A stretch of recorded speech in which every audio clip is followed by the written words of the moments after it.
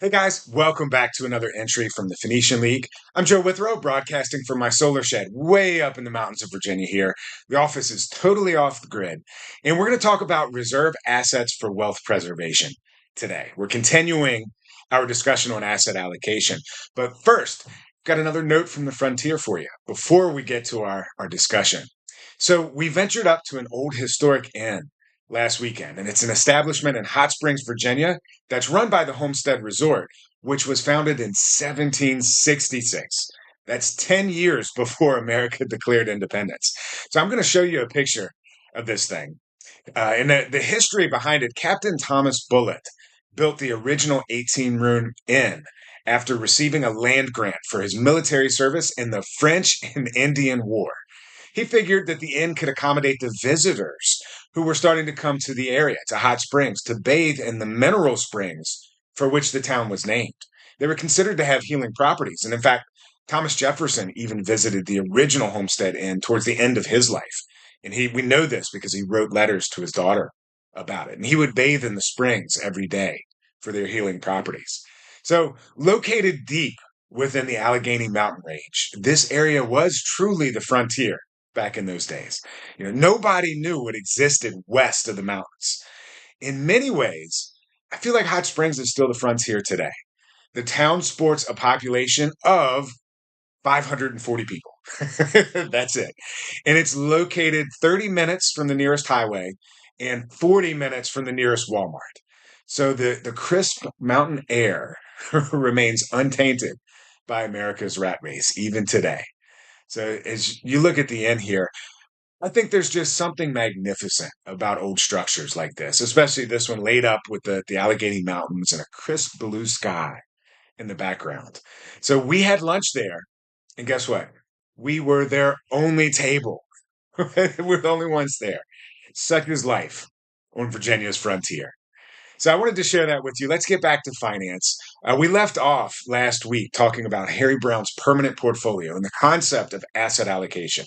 Now, as a reminder, asset allocation is about spreading your money, your capital, across several different asset classes according to a personalized model. That's important. The purpose here is true asset diversification. So, a robust asset portfolio will consist of reserve assets, strategically warehoused cash, capital efficient stocks, cash flow investments, and alternative investments. We'll dedicate a separate video to each of these, starting with reserve assets today. So, reserve assets consist of gold and Bitcoin, and they should be the cornerstone of every asset allocation model because they are critical for wealth preservation. Short term price fluctuations aside, these assets will protect and grow our purchasing power over time. So, the investment case for gold is simple. Gold is the world's one true monetary metal. It's been used as a store of value for millennia. As much as the Keynesian economists tried to disparage gold throughout the 20th century and really the early part of this century, the 21st century as well, gold still represents generational wealth. That has not changed. Gold is recognized all over the world, and there's a functioning market for it in every country on earth. What's more, nearly every major central bank in the world still owns gold today. And the numbers show that many central banks have been buying gold hand over fist in recent years. Now, once upon a time, the central banks used the gold to back their paper currencies. They don't do that any longer. But that raises the question, right? If they're not backing their currencies by gold, why do they still have the gold? Why didn't they just sell it? Clearly, the central banks believe that their gold investment will come in handy one day. And I think that day is fast approaching because we are seeing a significant shift in global gold inventories right now. So I was reading the latest statistics show that nearly 500 tons of gold have moved from vaults at the London Bullion Market Exchange Association, Bullion Market Association, the LBMA. They've moved 500 tons of gold have moved from the LBMA to private vaults at the Commodity Exchange in New York, the COMEX. And that's just over the last several months. And get this, 80 of those tons have reportedly moved from London to New York just since April 2nd. That's Trump's Liberation Day tariff announcements, right? 80 tons of gold since then have moved from London to New York, right? And so the gold stock in New York has hit a record high of 1,347 tons as of the latest statistics that I was reading. So this shows us very clearly that some big players in the United States are repatriating their gold amid global economic uncertainty, right? So the bottom line is that some big moves are afoot here. It looks like some major American financial institutions are making sure that they have plenty of gold in their home vaults, and I think we should do the same. Okay, now for Bitcoin, I think it's the hardest money the world's ever seen. Okay, I like to describe it as both a payment network and a currency wrapped into one. So Bitcoin, and when I write about Bitcoin, when I talk about the network, I write about Bitcoin with a capital B. When I talk about Bitcoin, the currency, I use a lowercase b, right? So it's two separate things. You've got the Bitcoin network and you've got Bitcoins that are the currency that flow through the network. So this might not sound too important on the surface, but I think it's truly revolutionary. To my knowledge, there has never in history been a payment network that has also supplied its own independent currency.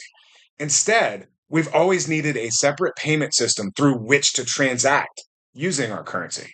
And that means we've always had to trust a third party intermediary with our monetary transactions. Bitcoin eliminates that.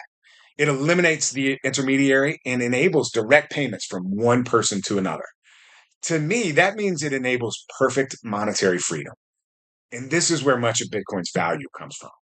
So, what we're talking about here is a phenomenon called the network effect. It's a fundamental principle of technology that functional networks grow in both utility and in value as more people use them. And this is especially true of Bitcoin. So, we can think of it this way: if only 100 people in the world use Bitcoin, the network just wouldn't be worth that much. And as such, there would be very little incentive for people to adopt the technology and use Bitcoin, which means the value of each Bitcoin it would be very low. But today, millions of people use Bitcoin every single day. We typically see 20 to 30 billion dollars worth of transactions flow through Bitcoin's network each day. We can see that right on the blockchain. And now an immense amount of infrastructure has been built up around the technology, which has improved both its utility and its security. The Bitcoin network is an incredibly secure network, probably the most secure network in the world. And that's why Bitcoin is now a $1.5 trillion asset. And each Bitcoin, as we produce this today, each Bitcoin's worth about $94,000, right? Now, in the early days, we saw Bitcoin as a legitimate competitor to the fiat monetary system. We envisioned a world in which everything would run on Bitcoin, which would eliminate the need for central banks and unbacked paper money entirely. So we saw that as the ideal because the Bitcoin network is not owned or controlled by any corporation, any government, individual, or groups of individuals. Instead, it's governed entirely by open source computer code. And we know exactly what that code says, or at least we can know if we look at it. Everybody can read the code. And that's the beauty of this. So we know exactly how many Bitcoins are in circulation at any given time. Right now, as I produce this video, the number is 19.84 million Bitcoins. Okay, that's how many are in circulation. So this level of transparency puts everybody on an even playing field. There are no insiders in the world of Bitcoin as a currency. And we also know that there will only be 21 million Bitcoins ever created. And we know that the very last Bitcoin will be mined in the year 2140, right? 2140, 2140. That's 100 and almost 120 years from now. Okay. That makes Bitcoin an incredibly scarce asset. It's similar to gold in this regard, except it's far more scarce. Bitcoin, as I mentioned, is the hardest money the world has ever seen, if I can borrow a lingo from the Austrian economic circles. So think about this. There are roughly 346 million people living in the United States today. If every one of those people decide that they want to buy Bitcoin, there would only be enough Bitcoins in circulation for each person to own 0.057 Bitcoins. That's it. Okay. But Bitcoin is a global asset, right? And there are roughly 8.1 billion people in the world. If everybody alive wanted to allocate to Bitcoin, if everybody alive wanted to have some Bitcoin, There are enough Bitcoins in circulation for everyone to own exactly 0.0024 Bitcoins. That's it. All right. So this dynamic guarantees that Bitcoin's price will go up as more people become interested in it. And that's just basic supply and demand economics. Okay. Now consider this. The legacy financial system is moving fast to incorporate Bitcoin as a global reserve asset as we speak.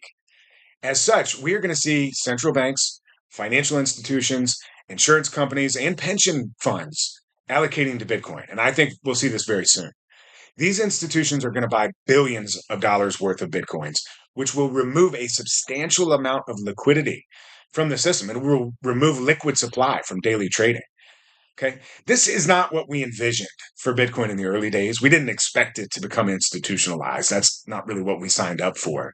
But Bitcoin's institutionalization does not change the fact that it still provides us with perfect monetary freedom as individuals. As long as we hold our Bitcoins in self custody, we can always send any amount of money to anyone, anywhere in the world at any time for any reason. And that's the reason why Bitcoin's price is going to go to unbelievable levels as the legacy system adopts it as a reserve asset. Now, I this is just me, my own thoughts, my own assessment. I expect Bitcoin's market capitalization, its market cap, to at least rival gold's and likely surpass it in time. Okay, as Bitcoin is institutionalized, that I believe that is the only logical conclusion. Um, and if that were to happen, Bitcoin's market cap would have to increase by at least 14x from here. It'd have to be 14 times higher. So, given that there are only 19.84 million Bitcoins currently in circulation, each Bitcoin would then have a dollar value of 1,058,468. Okay, if Bitcoin's market cap were to rival gold's, if it were to grow to be a large enough market cap to where gold and Bitcoin were on par. Okay, so as crazy as that may sound, Bitcoin to $1 million is where we are likely headed over the next several years, and that's why I think it's wise to allocate to Bitcoin consistently, regardless of the price. Don't worry about the price. Just buy a little bit more Bitcoin anytime you make a little money. Just build your Bitcoin base up over time. And if you do so, just buy on a regular schedule, you'll cut right through the price volatility. All right. So in summary, both gold and Bitcoin should serve as the cornerstone of our personal finances. These are the world's two most robust reserve assets, and we should view them accordingly. Okay. The key here is that we don't buy gold and Bitcoin hoping to sell them for more dollars later, right? That's not what we're doing. No, we buy gold and Bitcoin because we want to own reserve assets for generational wealth preservation. Okay. That's what they're for.